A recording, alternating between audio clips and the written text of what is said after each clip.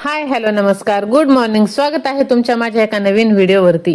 तर नमस्कार मैत्रिणींनो, मी अश्विनी स्वागत करते तुमचं. तर कसं ना, पावसाळा सर्वांना आवडतो. पावसाळा म्हणजे हिरवाई, थंडगार वारा आणि मनाला आनंद देणारं असं शांत वातावरण. पण हा ऋतू जितका सुंदर आहे ना मैत्रिणींनो, तितकाच आपल्या आरोग्याची काळजी घेणं सुद्धा ह्या वातावरणात महत्वाचं आहे.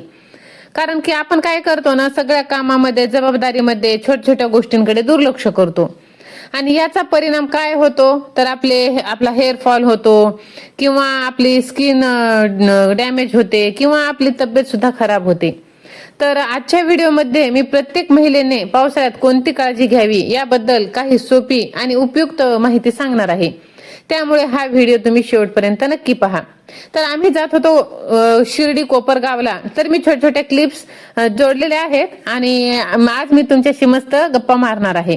तर चला, कसं ना, सगळ्यात महत्वाचं आहे ना, ते आहे केसांची काळजी.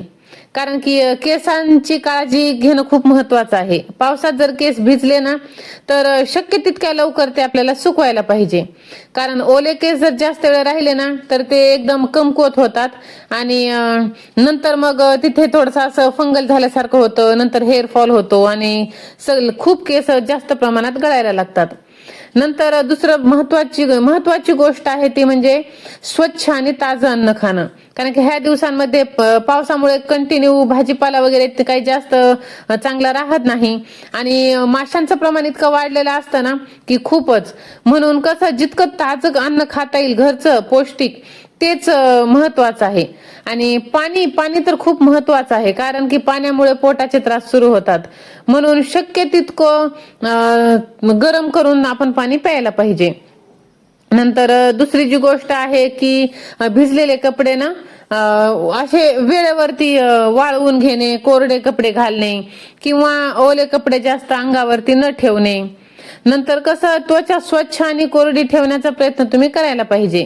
कारण की प्रत्येकाची त्वचा वेगळी असते आणि तुमच्या त्वचेला योग्य असलेले जे प्रोडक्ट्स असतात ना, तेच तुम्ही वापरायला पाहिजे. आणि सर्वात महत्वाचे म्हणजे ह्या दिवसामध्ये आळस तर खूप येतो, जास्त फिरणं होत नाही, व्यायाम होत नाही, तर तो सुद्धा ह्याच्यासोबत करायला पाहिजे. आणि पुरेशी झोप आणि विश्रांती ही सुद्धा खूप महत्वाचं आहे. संतुलित आहार आपण घेतोच, पण त्यासोबतच आपल्याला झोप सुद्धा खूप महत्वाची आहे. कारण की शेवटी पावसाळा म्हटलं की मनसोक्त एन्जॉय करणं आलंच, पण स्वतःच्या आरोग्याकडे सुद्धा तितकंच लक्ष देणं महत्वाचं आहे. आणि या छोट्या छोट्या गोष्टी जर आपण केल्या ना, तर आपण नक्कीच निरोगी राहण्यास आपल्याला मदत करू शकते. तर तुम्ही पावसाळ्यात कोणती विशेष काळजी घेता ते मला कमेंट करून नक्की सांगा.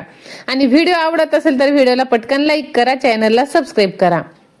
तर आपल्याला जर कुठे बाहेर जायचं असेल ना, तर पर्समध्ये नेहमी एक छोटीशी छत्री किंवा रेनकोट ठेवायला पाहिजे. कारण की अचानक जर पाऊस आला ना, तर आपली तारांबळ होणार नाही.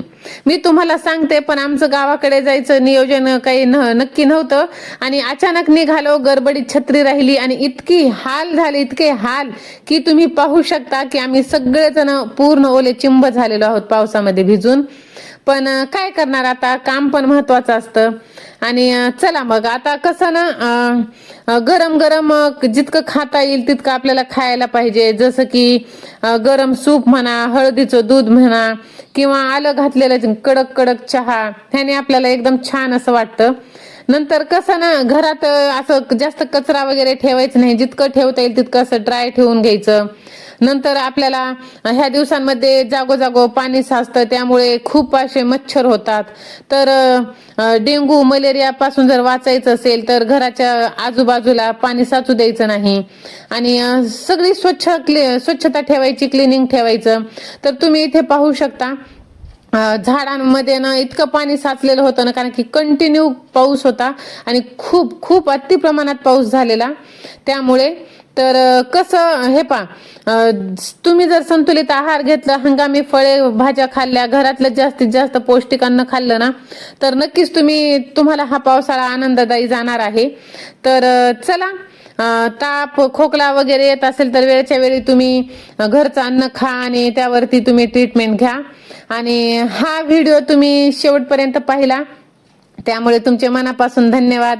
चॅनलवरती नवीन असाल तर चॅनलला सबस्क्राईब करा आणि तुमच्या मित्र मैत्रिणींसोबत सुद्धा शेअर करा.